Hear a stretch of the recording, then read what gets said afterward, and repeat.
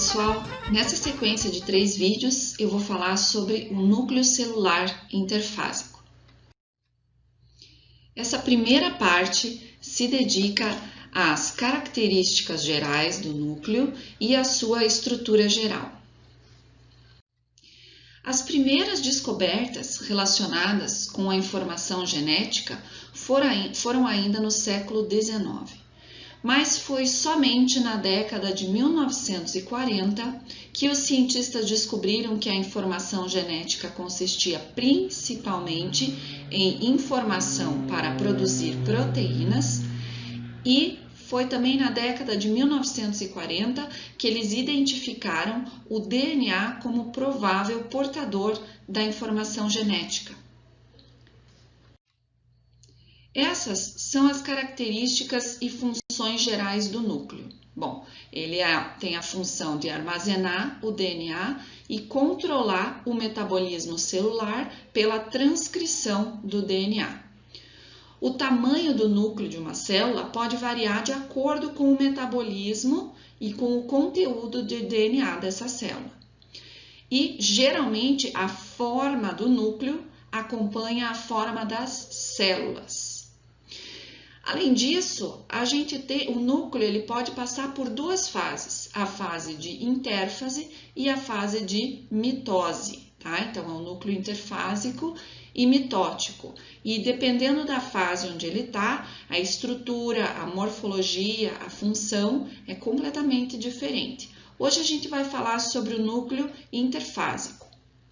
Para transmitir a informação genética, a célula vai se sistematizar em fases que determinam se ela está organizada para exercer a sua função, que é a fase de intérfase, ou se ela está organizada para se dividir, que é a fase de mitose.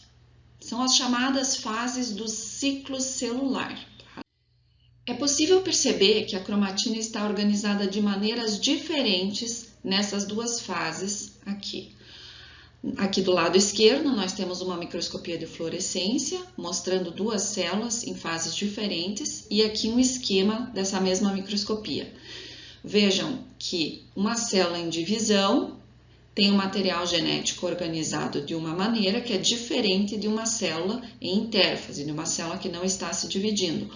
Por exemplo, aqui eu tenho um material genético mais compactado e aqui um material genético menos compactado, como a gente pode perceber aqui nessa imagem à esquerda. A intérfase é uma fase de alta atividade metabólica, na qual os processos de transcrição e tradução estão acontecendo de forma intensa. E, como vocês sabem, esses processos têm início e são organizados no núcleo, que armazena os cromossomos. Quase todo o DNA de uma célula está contido em um núcleo que ocupa cerca de 10% do volume celular. Hoje, vamos entender os diversos aspectos do núcleo celular que estão listados aqui. Então, as características nucleares, como morfologia, quantidade de núcleos e posição dos núcleos, a estrutura nuclear, o envelope nuclear, complexos de poro, a lâmina nuclear. Vamos entender a organização estrutural da cromatina, a estrutura e organização dos cromossomos e também a compartimentalização nuclear, falando principalmente de nucleolo e estruturas subnucleares. Primeiro, vamos verificar as variações em termos de número de núcleos, suas formas e as posições dos núcleos nas células. Então, quanto ao número de núcleos, esse número pode variar de acordo com a função e com o tamanho da célula. Pode ter nenhum, como aqui no caso dos eritrócitos, para economizar espaço de citoplasma. Pode ter um núcleo, como nesse fibroblasto, ou vários, como nessa célula muscular esquelética. A forma do núcleo também pode se modificar, então ele pode aparecer achatado ou empurrado por uma grande quantidade de filamentos de citoesqueleto, como nessa célula muscular estriada, Pode ter formatos muito variados, como o caso dos leucócitos, aqui bilobulado, trilobulado, mais arredondado, isso porque essas células têm funções diferentes. Ou ainda, a forma do núcleo pode variar no mesmo tipo celular, dependendo do estágio de diferenciação dessa célula.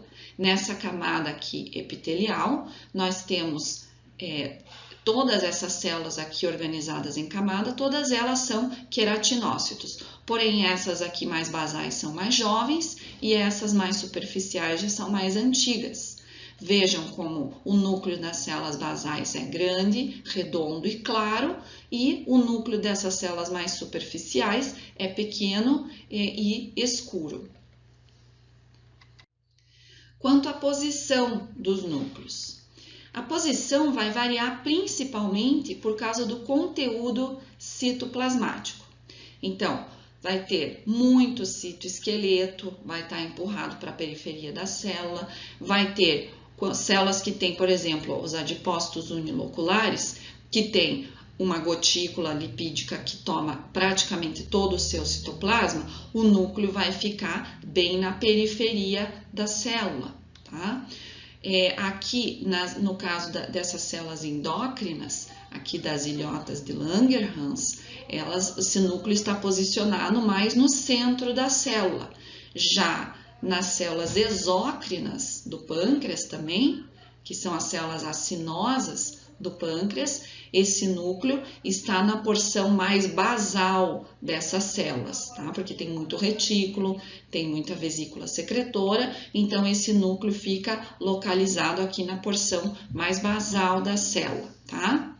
Nas células caliciformes também acontece a mesma coisa. Esse núcleo fica mais basal porque tem um conteúdo a ser secretado, no caso o muco aqui, que fica acumulado todo nessa região superficial da célula, então o núcleo acaba ficando posicionado na parte basal dessa célula.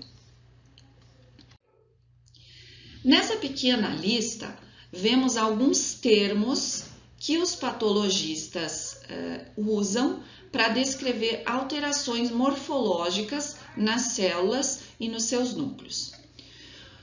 Quando em uma amostra de tecido visualizada no microscópio, o tamanho e a forma das células varia muito, o patologista descreve isso como pleiomorfismo celular. Quando essa variação é observada nos núcleos, ele descreve como pleiomorfismo nuclear. Quando ele observa um aumento na densidade, né, e coloração dos núcleos, ou seja, núcleos mais densos e mais escuros, ele denomina isso de hipercromasia nuclear. E quando os núcleos estão muito grandes em relação ao tamanho geral da célula, o termo utilizado é um aumento na relação núcleo-citoplasma. Os patologistas até estabelecem uma fórmula que determina essa relação núcleo-citoplasma. Essa relação pode ser alterada com a idade ou mesmo por alguma patologia, assim como variação no tamanho, forma dos núcleos e na coloração dos núcleos também pode variar. Então, por exemplo, células tumorais podem apresentar uma citologia atípica no que concerne a esses itens listados aqui em cima, tá? Por causa da perda do controle do crescimento celular, alteração no seu material genético ou mesmo incapacidade de diferenciação. Tudo isso vai aparecer na forma de uma citologia atípica que é descrita pelo patologista no seu diagnóstico. E como que é a estrutura do núcleo? Nessa imagem, vemos algumas estruturas nucleares: a cromatina, o nucleolo, os poros nucleares, que comunicam o interior do núcleo com o citoplasma, e o envelope nuclear. O envelope nuclear é composto de uma membrana nuclear interna e de uma membrana nuclear externa. Essa membrana externa do núcleo é contínua com a membrana do retículo endoplasmático, como a gente pode perceber aqui. Vejam nessa imagem de microscopia eletrônica de transmissão como é possível observar duas membranas nucleares. A externa, vamos ver aqui bem do lado direito, aqui ó, a membrana externa e a membrana interna. Dá para ver também a cromatina, tá? Que aqui está indicada aqui a heterocromatina, que é essa mais escura, mas tem a eucromatina, que a gente já vai entender, e dá para ver também aqui um nucleolo. Agora, essa imagem de uma representação bidimensional das estruturas nucleares. Bom, o envoltório nuclear, que está aqui em amarelinho, ele abriga o DNA, que está associado com proteínas. Olha aqui, formando a cromatina, que está representada aqui em azul. Em cinza, vemos um nucleolo. Aqui no citoplasma, no citoplasma está representado um centrosomo com o seu parzinho de centríolos. O centrosomo, como vocês sabem, está sempre próximo ao núcleo. Em vermelho, estão representados os microtúbulos e em verde, no citoplasma, os filamentos intermediários do citoplasma, que ajudam a posicionar o núcleo no citoplasma.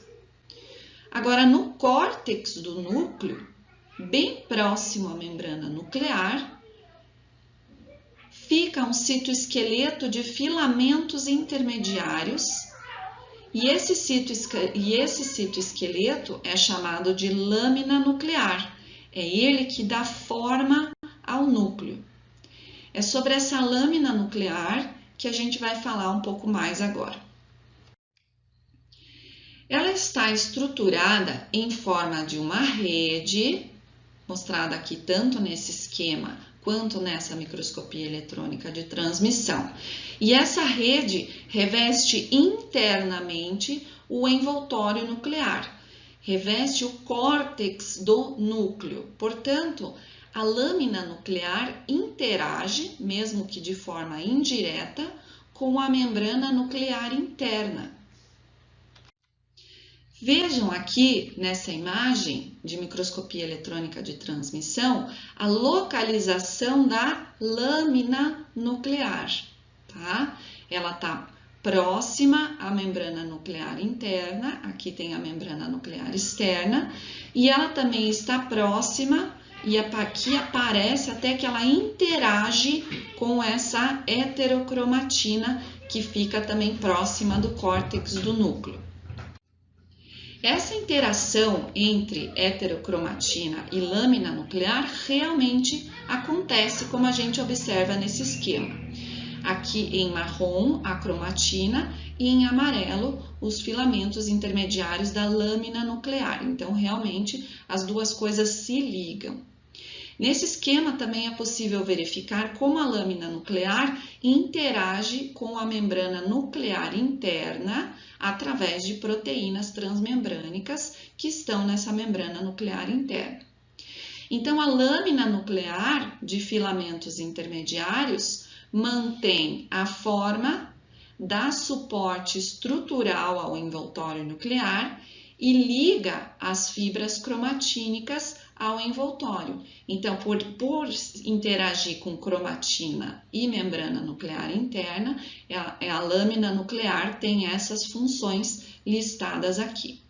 Durante a mitose, mais especificamente na prófase, o envoltório nuclear deve se desfazer. Então, nessa etapa, a lamina é fosforilada. E isso desencadeia a despolimerização da lâmina nuclear. Veja então aqui como ela fosforilada fica inteira despolimerizada. Na telófase, a lamina é desfosforilada e volta a se polimerizar, dando forma novamente ao núcleo, agora das células-filha. Durante esse processo, as proteínas de membrana do envoltório nuclear se difundem pela membrana do retículo, afinal, elas são contínuas. Para que o interior do núcleo possa se comunicar com o citoplasma, o envoltório nuclear possui inúmeros complexos de poro nuclear. Vamos entender melhor eles agora. Olha aqui como eles são muitos realmente nesse esquema que está bem simplificado, mostrando diversos poros nucleares presentes no envoltório nuclear. Esses poros são chamados de complexos de poro porque são compostos por 30 nucleoporinas diferentes. O que são nucleoporinas? São as proteínas que formam o complexo de poro nuclear.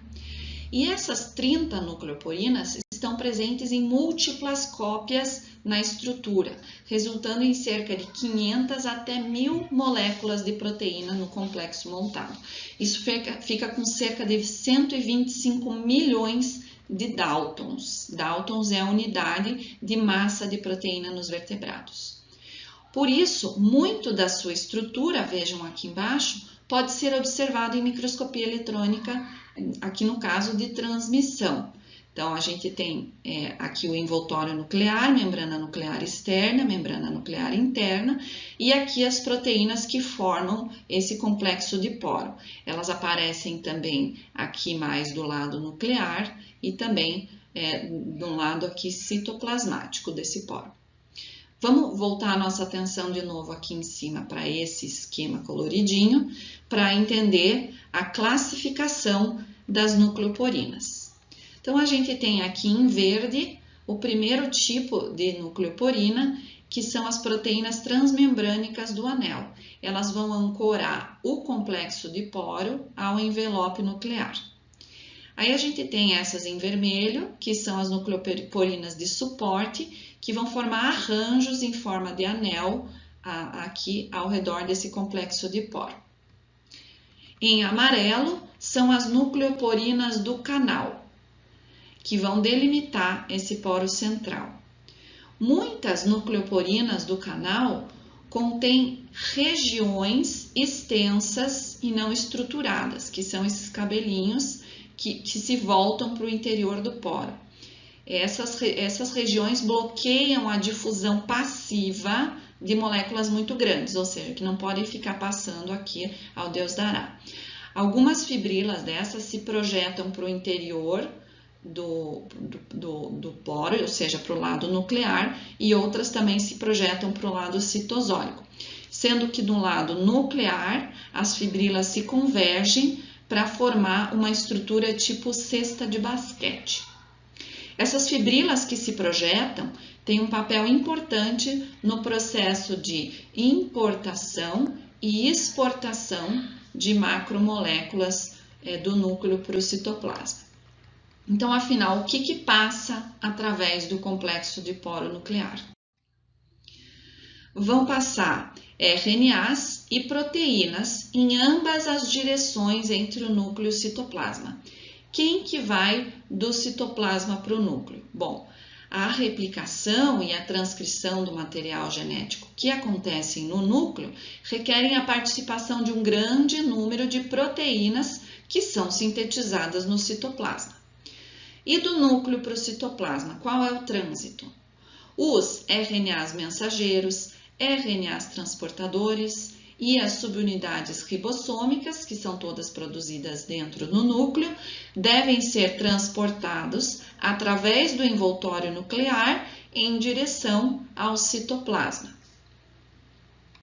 Esse esquema mostra como essas fibrilas, esses domínios não estruturados, são importantes na seleção das partículas que podem entrar ou sair por difusão passiva e daquelas que só podem entrar por transporte ativo.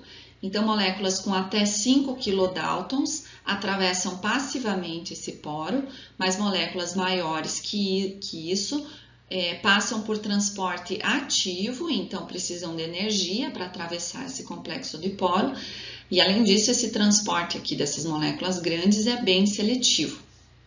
Eu agradeço a atenção de vocês e desejo bons estudos.